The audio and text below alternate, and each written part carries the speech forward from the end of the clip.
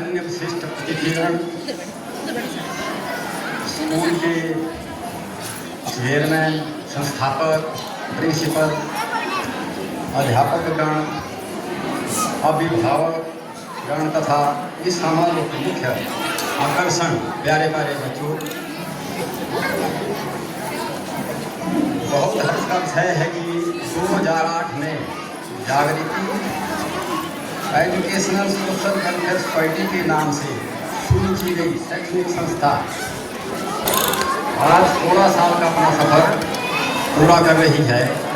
और इस 16 साल का समय बहुत ज़्यादा भी नहीं बोला जा सकता, लेकिन इस समय में इन्होंने अपने को किस मुकाम पे पहुंचाया है और शिक्षा के हर क्षेत्र में इस संस्थान से जो बच्चे हर क्षेत्र में प्रगति करके निकल रहे हैं, उसके लिए मैं स्कूल के मैनेजमेंट, संस्थापकों को और अध्यापकों को बहुत बहुत बधाई साधुवाद देता हूँ।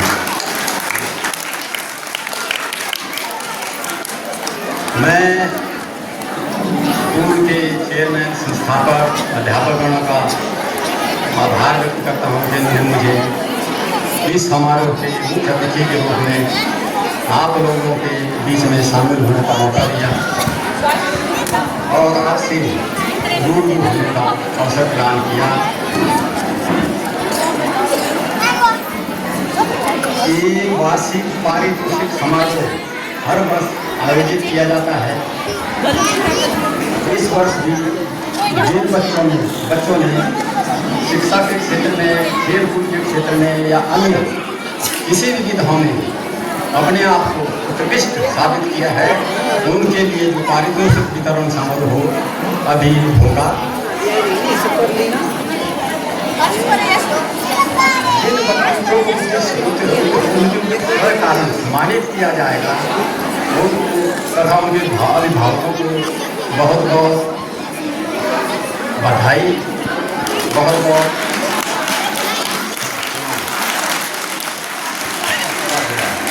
स्पर्धा में उत्कृष्टता के लिए पुरस्कृत करना, कंपटीशन में बने रहने के लिए, बच्चों के उत्थान के लिए ये प्रतिस्पर्धा में भाग लेना, एक उसके लिए सम्मान की बात होती है। बच्चों को यहाँ पे सम्मानित किया जाएगा जो शिक्षा के क्षेत्र में या खेलकूद के क्षेत्र में, अन्य प्रतिस्पर्धा में जो प्रथम आ रहे हैं या परसेंटेज उन्होंने अपनी बहुत भारी ले ली है, परसेंटेज के हिसाब से जो सम्मानित बच्चों को भी हतोत्साहित होने की आवश्यकता नहीं है, क्योंकि परसेंटेज और टॉपर होना ही जो है जीवन में मायने नहीं रखता। जीवन में सफलता के प्राप्त करने के लिए और भी जो है या प्रथम सेकंड जो है वो कोई एक जो है आगे निकलेगा, बाकी जो है बच्चे पीछे रहते हैं, उनको भी हतोत्साहित हताश होने की आवश्यकता नहीं होती। एक कमिटमेंट, अगर आपका टारगेट स्पष्ट है, जीवन में सफलता के लिए आपका टारगेट स्पष्ट है और एक कमिटमेंट है कि आई कैन डू, तो उनको प्रॉपर होना या परसेंटेज में ऊपर आना ही सब कुछ नहीं है। वो अपने टारगेट को प्राप्त करने के लिए उस कमिटमेंट को लेकर चलेंगे तो जीवन में सफलता प्राप्त अवश्य होगी।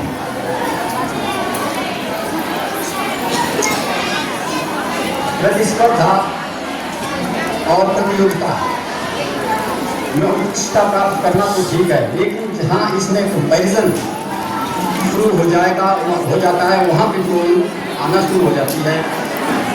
कंपैरिजन में जो है बच्चे को कभी भी जो है एक दूसरे से कंपैरिजन जब होगा कि वो तो कर गया तो नहीं कर पाएगा, वहाँ पे बच्चे ने कहीं ना कहीं हीन भावना या एजुकेशन या उसमें जो है वो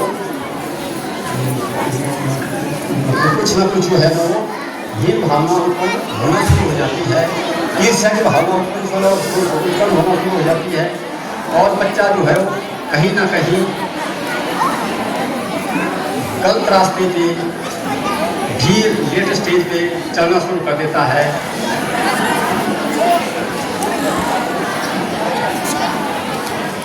इस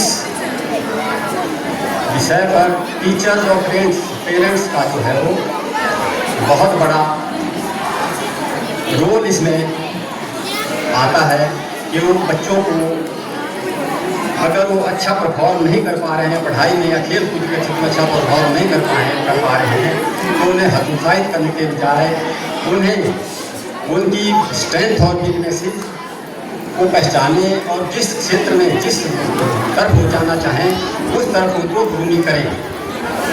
आज माता पिता बच्चे से एक्सपेक्टेशन बहुत कर लेते हैं।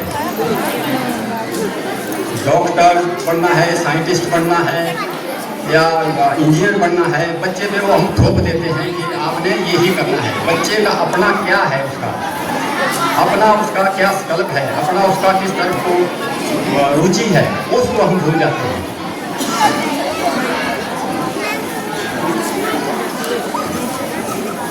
परीक्षा उत्तीर्ण करने का ज्ञान तो आज जो है आज के टेक्नोलॉजी युग में कहीं भी उपलब्ध है। सोशल मीडिया है, इंटरनेट है, उनको कहीं मिल जाता है। लेकिन आज जो है बच्चों में मॉरल वैल्यू और लाइफ वैल्यू उनका जो है कहीं ना कहीं वो पीछे रह रही है हमारे इस प्रतिस्पर्धा के और इसके जो है प्रतियोगिता की दौड़ में जो है हमारी वो पीछे कहीं रह रही है। बच्चे का समग्र विकास वो कहीं ना कहीं छूट रहा है। हम कहीं ना कहीं जाने अनजाने बच्चे की जो सेल्फ डेवलपमेंट है उसमें उस तरफ हम ध्यान नहीं दे पा रहे हैं। आज टीचर्स और पेरेंट्स का रोल जो है पहले से कहीं ज़्यादा है।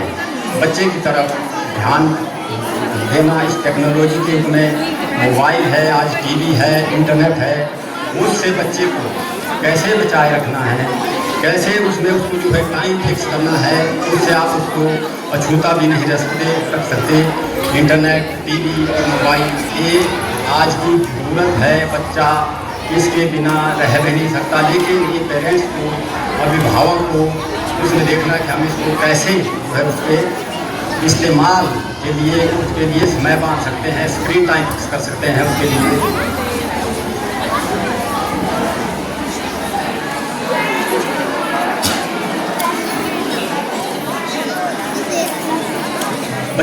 बच्चों में मोबाइल की एडिक्शन आज के समय में बहुत हो रही है, जिसके लिए कहीं ना कहीं जाने अनजाने हम लोग माँ बाप उसके लिए जिम्मेवार हैं। आजकल संयुक्त परिवार का जो है कंसेप्ट वो लगभग खत्म हो चुका है। माँ बाप, बच्चा एक या दो जोड़ी हैं, यही आज की जो है परिवार हमारा बन गया हुआ है। संयुक्त परिवार कहीं भी जो है आपको बड़ा कम आपको दिखेगा।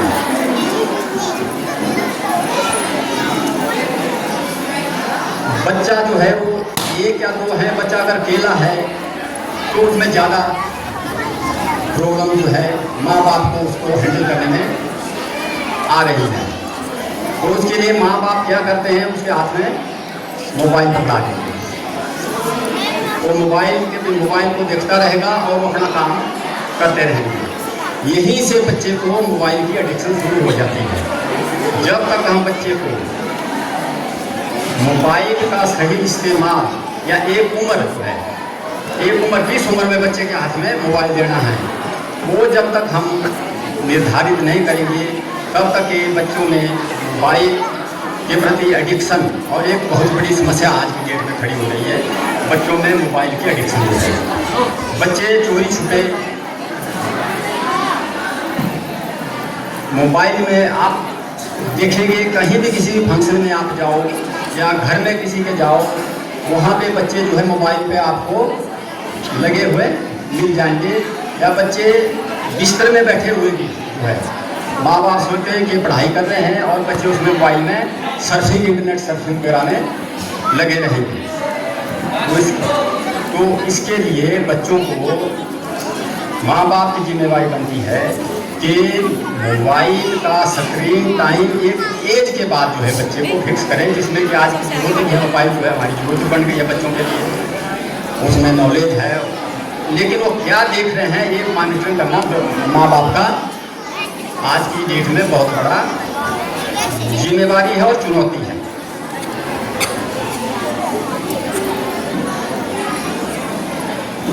दूसरा, अभी बच्चों ने डिपिक्शन दी नशे की, ड्रग्स की, शराब की, इसके बारे में बहुत अच्छी डिपिक्शन दी है। बच्चों में आजकल इस कंपटीशन के दौर में टेंशन, स्ट्रेस, स्ट्रेन बहुत बढ़ रहा है।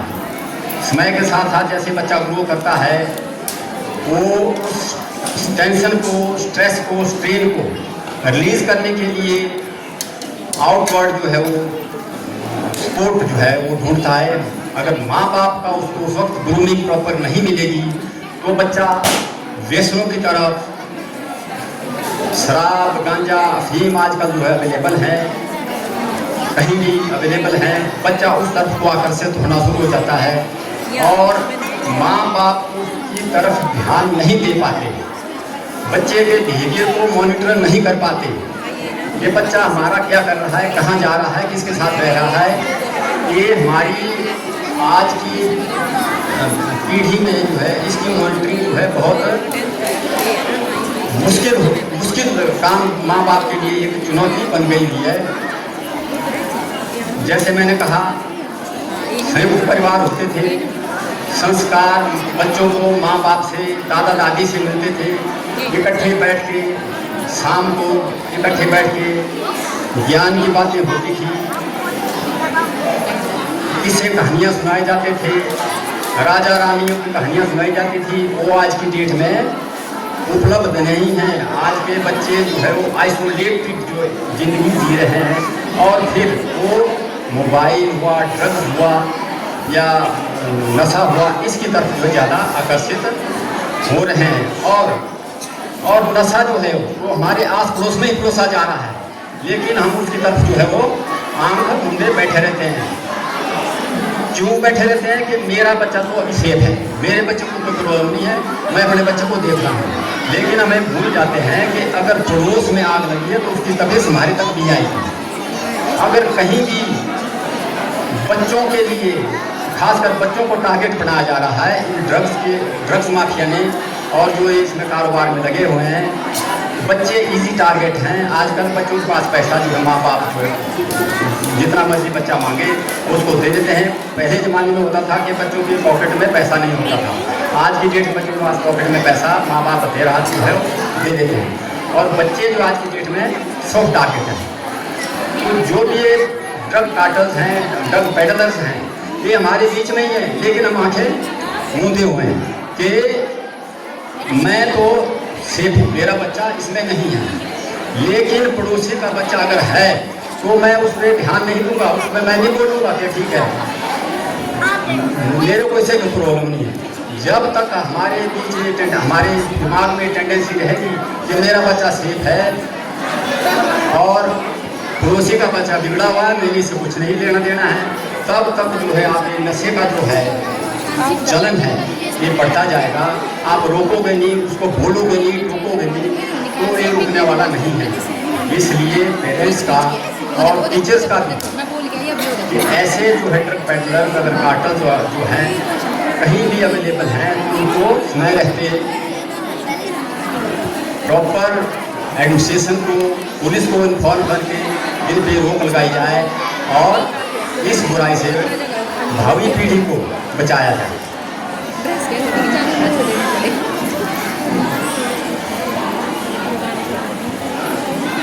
आजकल बच्चों में मॉरल वैल्यू, जैसे कि अभी एक डिपिक्शन दी यहाँ पे कि माँ बाप के बारे में रिस्पेक्ट, माँ बाप की रिस्पेक्ट, बुजुर्गों की रिस्पेक्ट कैसे की जाए, वो आजकल खत्म है। कहीं ना कहीं इसके लिए हम जो है अपने आप रिस्पॉन्सिबल है। कहीं ना कहीं जाने अनजाने हम घरों में ऐसा उभार कर देते हैं जिसको बच्चा मॉनिटर कर रहा है। जैसे कि पहले प्रश्न में बच्चों ने बताया था कि बच्चा जान के हमें ना समझाना। बच्चे आजकल पहले ही सियाने हैं, वो सब कुछ देखते हैं। बच्चा माँ बाप की, घर के बड़ों की हर एक एक्टिविटीज़ को मॉनिटर करता रहता है और वो उसके दिमाग में जो भी एक्टिविटीज़ माँ बाप या घर के बड़े या टीचर्स करते हैं वो उसके दिमाग में इम्प्रिंट होती रहती है।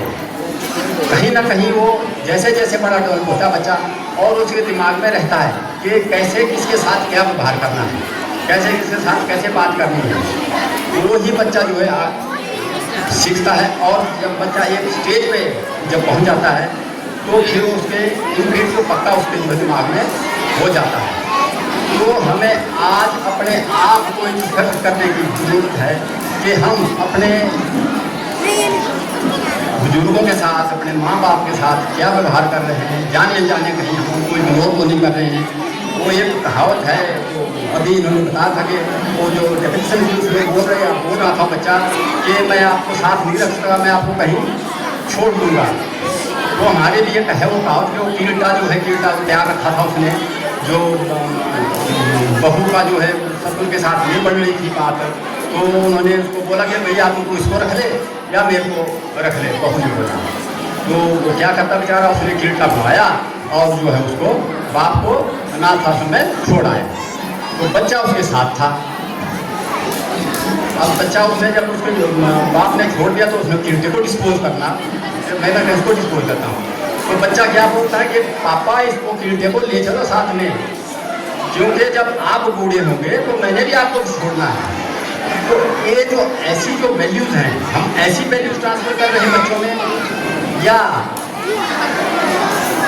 माता पिता के जो संस्कार हैं, अभिमन्यु जैसे, बालभूमि जैसे संस्कार हम अपने बच्चों को देना चाहते हैं कि माँ बाप ने अपने आप डिसाइड करना है, अपने आप देखना है। जो संस्कार हम आज की डेट में अपने जो व्यवहार, जो संस्कार हम अपने बुजुर्गों को के साथ कर रहे हैं, वो ही बच्चे आगे को सीखते हैं और वही जो मॉरल वैल्यू, लाइफ वैल्यू जो है उनकी बनती है। तो उसके लिए हमें अपने आप में रिस्पेक्ट करने की जरूरत है। टीचर्स को भी इसमें बहुत बड़ा एक भागीदारी है कि वो बच्चों के समग्र विकास के लिए बेहतर करें। जो किताबी नॉलेज है वो तो कहीं भी आजकल अवेलेबल है, वो तो गूगल के क्लिक पे मिल जाएगा, लेकिन समाज के प्रति टीचर्स का आज की युग में, आज के समय में ये सबसे बड़ा सहयोग होगा कि बच्चों में अगर मॉरल वैल्यू इनकलकेट किया जाए, इन्वाइट किया जाए, और उसके लिए मॉरल वैल्यू कोई छोटी नहीं जा सकती। मॉरल वैल्यू, लाइफ वैल्यू कोई प्रीच करके, उपदेश करके नहीं दी जा सकती, उसका आचरण पहले अपने आप करना पड़ेगा। बाद में हम जो है उसके बारे में बोल सकते हैं। आज की डेट में क्या है, सबसे आसान चीज़ क्या है, दूसरे को उपदेश देना, और सबसे मुश्किल चीज़ है उसको अपने ऊपर इम्प्लीमेंट करना। हम अपने आप को इम्प्लीमेंट कर नहीं सकते उसको ऊपर, अपने ऊपर, और दूसरों को हम उपदेश देना शुरू कर देते हैं बच्चे। और बच्चे इस चीज़ को ऑब्जर्व को बड़ी आसानी से कर लेते हैं कि हमें तो उपदेश हो रहे हैं, लेकिन अपने आप इनका हाल देखो। टीचर्स भी कहीं ना कहीं जो पढ़ाते हैं उसको अगर अपने आचरण में बिठाएं और बच्चों को एक अच्छा आचरण, अच्छा आदर्श प्रस्तुत करें, तो ये जो हमारी भावी पीढ़ी है एक अच्छा जो है इसको, देश को दिशा दे सकते हैं, एक अच्छे नागरिक बन सकते हैं।